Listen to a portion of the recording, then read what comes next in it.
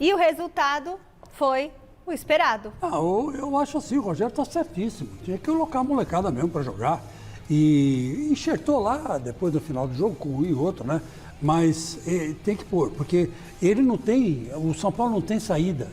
O torcedor São Paulino ainda não entendeu a situação do São Paulo.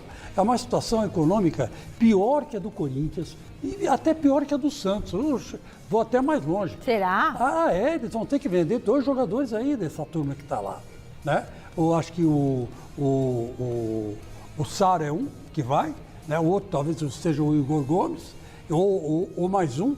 Tem que fazer aí uns 120 milhões de reais, 150 milhões de reais até o final do ano.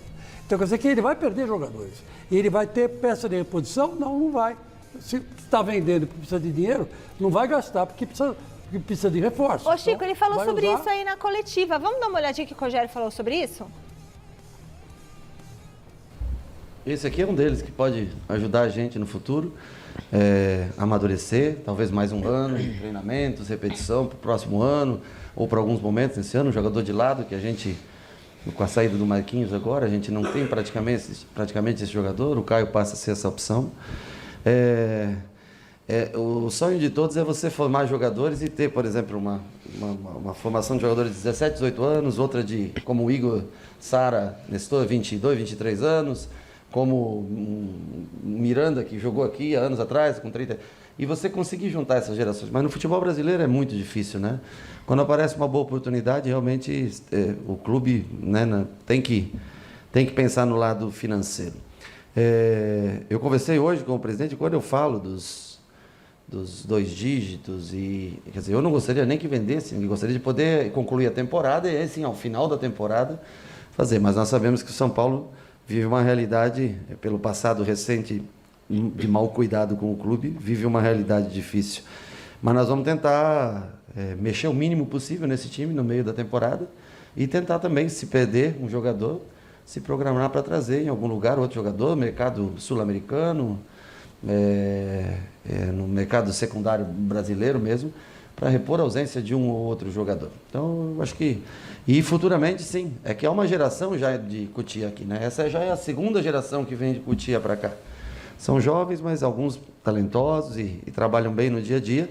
Tem que cuidar só para usar no momento correto, porque senão também você pode, né, queimar, às vezes, uma etapa e isso atrapalha no desenvolvimento a longo prazo desses atletas. Isso, tem que prestar bastante atenção para não atrapalhar isso. E o Rogério Ceni que diga, porque ele foi uma revelação das bases do São Paulo. Sim. Né? Ele, o Caio Ribeiro, né? O Jameli, né? O André Luiz, que esteve aqui no programa outro dia, né? Enfim, esses jogadores todos são da Doriva, que hoje é treinador, até foi auxiliar do Silvinho agora no Corinthians, né? Então, todos eles saíram da base de São Paulo. São Paulo formou grandes jogadores na base. Kaká, né? Mais lá para trás, Kaká, Júlio Batista, né, que eu me lembro, que eram jogadores que faziam uma diferença enorme. E quando foram para o futebol europeu, o Kaká, por exemplo, foi o último brasileiro a ganhar a bola de ouro. Né? Foi o último brasileiro a ganhar a bola de ouro. Então, o São Paulo é uma mina de craques, né? É uma mina de craques. Agora, está certo o Rogério, tem que saber lançar a hora, o momento certo. Mas ele está no rumo em que um dia ele já esteve como jogador. Né? Então ele sabe o que é bom para o São Paulo, o que é bom e o que dói na pele, né? Então ele está encaminhando São Paulo para um futuro positivo, no meu modo de ver. Mestre, fala. Não, só para dizer o seguinte, que ontem a gente acompanhou lá o jogo do São Paulo, obviamente a coletiva também, e eu tive a oportunidade de ver o início da carreira do Rogério Ceni, do início até o final. Né? Como disse bem o Chico aqui, Rogério dormiu debaixo das arquibancadas do Morumbi. E vi muitas vezes o Rogério feliz com títulos importantes na maravilhosa carreira. E ontem, o sentimento lá na sala de imprensa era dos dias mais felizes do Rogério Ceni, porque ele viu a garotada, né? Ele abraçou ontem o Caio umas 3, 4 vezes durante a coletiva. Só faltou beijar o menino, sabe? Ele estava extremamente emocionado, porque o garoto fez o gol, ele chorou. O Caio chorou, ele foi muito bem na coletiva, né? Na reportagem ele fala que para ele foi um momento único, ele jamais vai esquecer. Ele estreia no profissional, marca um gol no Morumbi com 16 mil pagantes. Ajudar a gente no futuro. Né? Entendeu? Então essa garotada pode ajudar o Rogério. O Rogério estava muito emocionado ontem.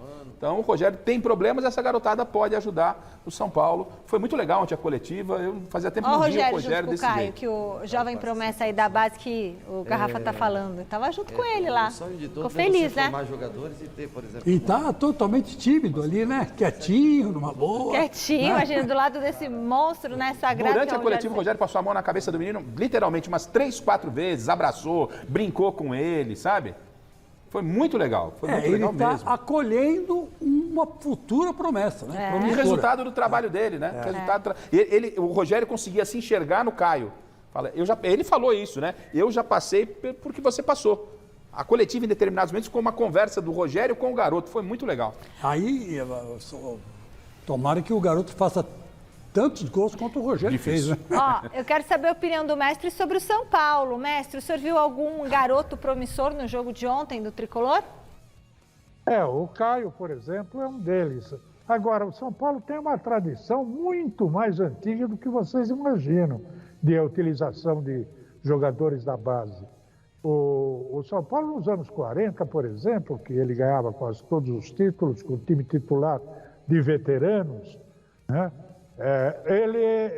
Quando era quinta-feira, todas as quintas-feiras, tinha o coletivo entre o time titular e o time reserva, o time de aspirantes, que era composto pelos meninos. Lotava o Canindé para ver, porque era um jogo de qualidade altíssima, melhor até do que a maioria dos jogos do Campeonato Paulista normais. E depois veio uma leva de jogadores, Muricy, Gilberto Sorriso, enfim, o São Paulo sempre revelou jogadores de base.